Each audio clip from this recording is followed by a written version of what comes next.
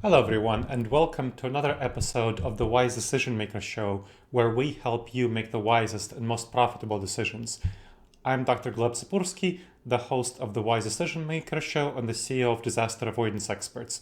And today we'll talk about burnout recovery in the hybrid and remote future of work. Now, unfortunately, despite the large amount of people who suffered burnout during the pandemic, with both the stress of the pandemic and the challenges of remote work, leaders did not really focus on this issue because they didn't recognize how long remote work would last and the transition to the hybrid and remote future of work that we're in during the post-pandemic recovery. And the future of work is clearly a combination of hybrid work mostly, with some people working fully remotely, but most people working hybrid, coming into the office 1 to 2 days a week, of course, talking about the people who can work remotely. It's about 50%, a little bit over 50% of the American workforce. Now, making sure that you have effective hybrid and remote teams that collaborate effectively, of high retention, morale, engagement, and productivity requires addressing problems of burnout, protecting from burnout, and recovering from burnout if it happens. And that means adapting best practices for employee well-being. And that's what I want to talk about in today's episode.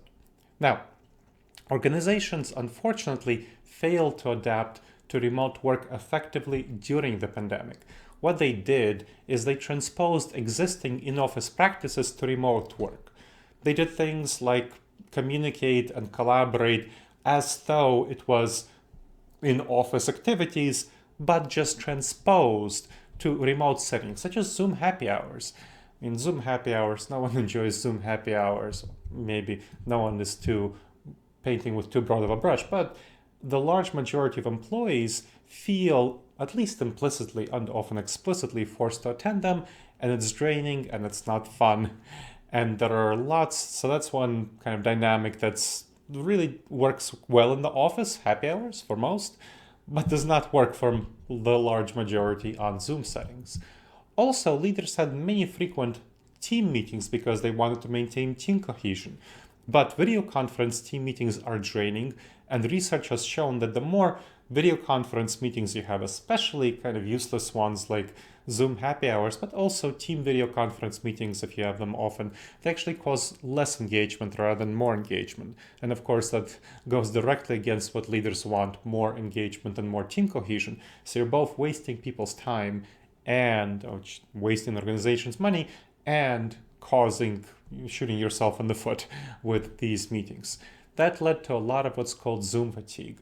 So people being tired and drained from video conferences. And that, of course, contributes to broader burnout issues.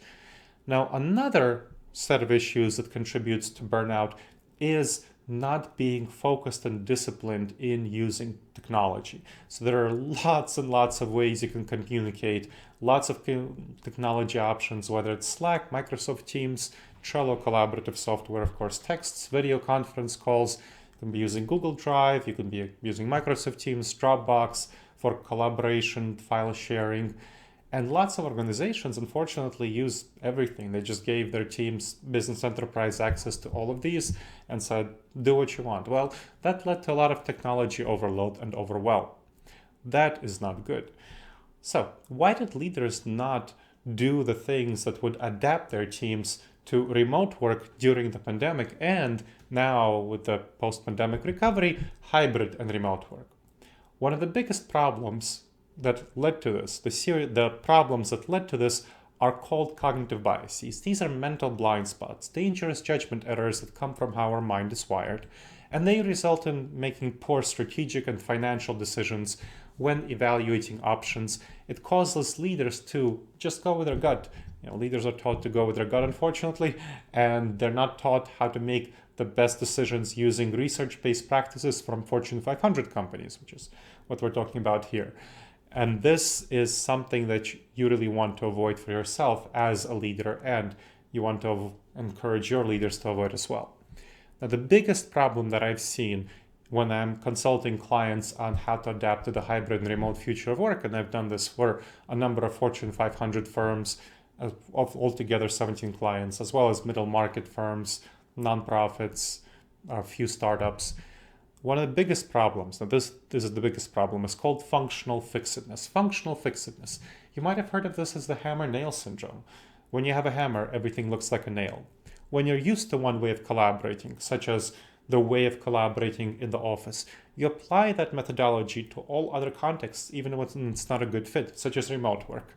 So this causes leaders to be fixed in their current perception. That's why it's functional fixedness, their current perception, their current modes of work and collaboration. And it causes them to not look for new practices.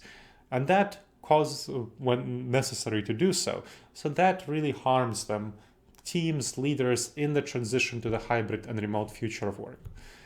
And this, of course, impedes the ability of the leaders of teams to protect their employees from burnout and to help them recover from burnout if it does happen. Another big problem is called not invented here syndrome. Now that is related to functional fixedness. It's about leaders not liking practices and techniques that aren't invented in their organization, even if they might be a better fit. So they hear about a practice developed elsewhere, they're like, well, it wasn't invented here, it won't be a good fit, we'll reject it. That's not great. There are best practices that are developed and that are based, again, Fortune 500 practices, as well as extensive behavioral science research that will protect against burnout. So that is something that you want to avoid as well. So the not invented here syndrome and the functional fixedness. Now, what do you actually do to address burnout? You want to focus on work-life balance and create a culture around that.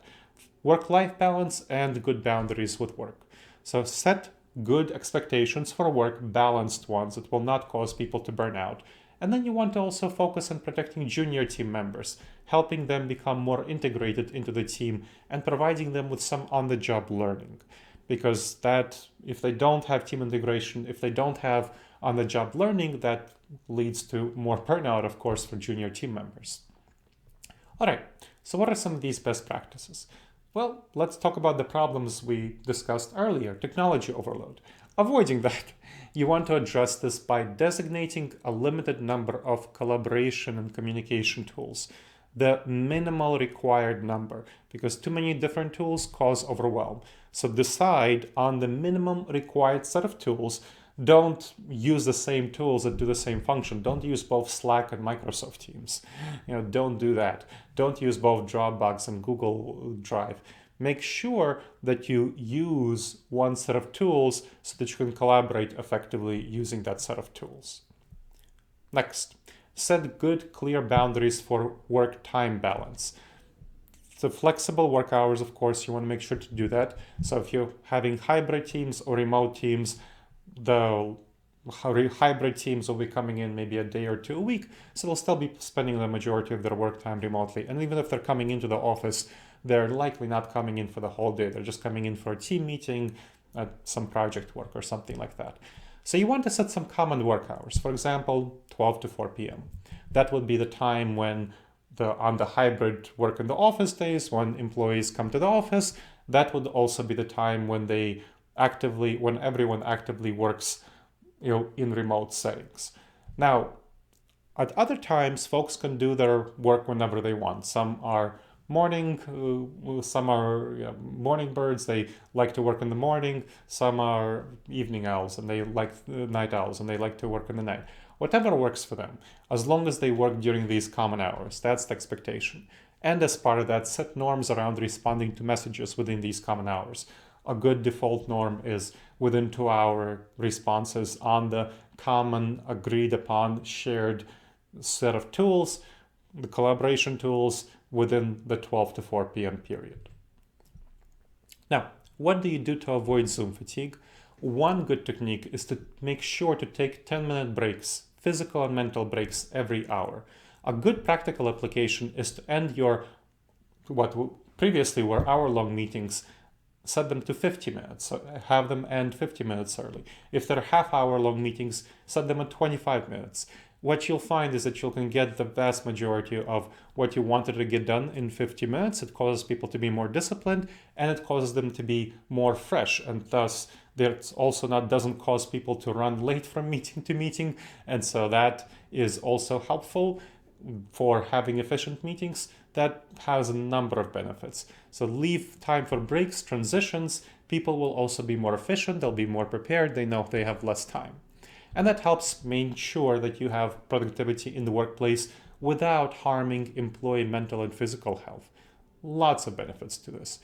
And this is, of course, one dynamic. Another dynamic is to decrease the number of meetings. Make sure not to have Zoom happy hours.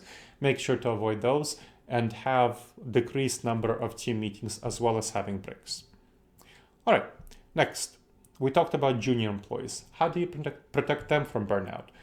One good technique is to provide mentoring for hybrid and remote teams. So make sure that you provide mentoring for those junior employees to help them integrate into the team, help them fit into the organizational culture and into the team dynamics. Now, to fit into the team dynamics, you want one mentor from the team who is not the team leader, one senior person from the team who's not the team leader to mentor new employees on team dynamics, what's going on in their workplace, on their work. So make sure to mentor them on what's going on in the team itself and within the work context, whatever projects you're working on. You also want another mentor from outside the team to help them fit into the organizational culture, develop their career more broadly in the organization, and very importantly, develop connections with other people across the organization. Because one of the challenges, big challenges with hybrid work and of course remote work is that research shows people form less connections, which is natural. They bump into each other less in the workplace if they don't work in office 9 to 5. So they form less connections across the company. And having a mentor from outside the team whose part of whose job as a mentor is to develop those connections really helps address that. Now, to improve team cohesion, what you can do, which is another issue, team cohesion, you can do virtual co-working for an hour or two daily. This is a really useful technique. You can start it up by an hour of a week and then move it up to an hour every other day and then move it to an hour daily within those common hours that you set. So you get everyone on a video conference call. You start with everyone sharing up for 30 seconds what they plan to work on during this period. And then you turn your microphones off, everyone, and you leave your speakers on. Everyone works on their own tasks, but when they have a question, well, especially useful for junior employees, they can turn on their microphones and ask their questions, and that will allow the senior folks to answer their questions and guide them. Even do things like screen sharing. This is very helpful. It reproduces the sense of being in the office shared cubicle without being in the office and sharing cubicles. Now, the thing I want to also highlight is that a key way of protecting against burnout is to have a good relationship with a supervisor. And to do so, it's really important to move from the annual, quarterly, or especially annual performance evaluations, those big major performance evaluations, to much briefer weekly evaluation meetings. So this is a very brief meeting where you meet with a supervisor once a week, talk about yourself, your goal, and what you've been doing for the week, resolving any problems that they're facing, checking in on their mental well-being, and encourage employees to report to supervisors any burnout issues, talk about what they plan to work on for the following week, and have a self-evaluation process. This is a really effective technique for making sure that employees have a good relationship with a supervisor, which is the number one indicator of retention and productivity and engagement of employees, and makes sure that problems are caught in advance, which is great, then also helps address and not simply work problems, but mental health and well-being problems, and also makes sure that the employee's work is well aligned with what the supervisor intends them to work on. All right, everyone, so this is how you protect and recover from burnout in the hybrid and remote future of work. I hope you've enjoyed this episode of the Wise Decision Maker Show. Please make sure to follow us on wherever you heard this podcast, whether it's you heard it on Apple iTunes, Amazon Podcasts, whether you saw the video version of it on the YouTube. Please follow us. And if you like this episode, please share it on your social media and with friends and neighbors and everyone in your network. I would love to hear your comments and thoughts and impressions of this episode. Questions, of course. Send them to me at Gleb, Gleb, at disasteravoidanceexperts.com. Again, Gleb, Gleb, at disasteravoidanceexperts.com. I look forward to seeing you on the next episode of the Wise Decision Maker Show, and in the meantime, the wisest and most profitable decisions to you, my friends.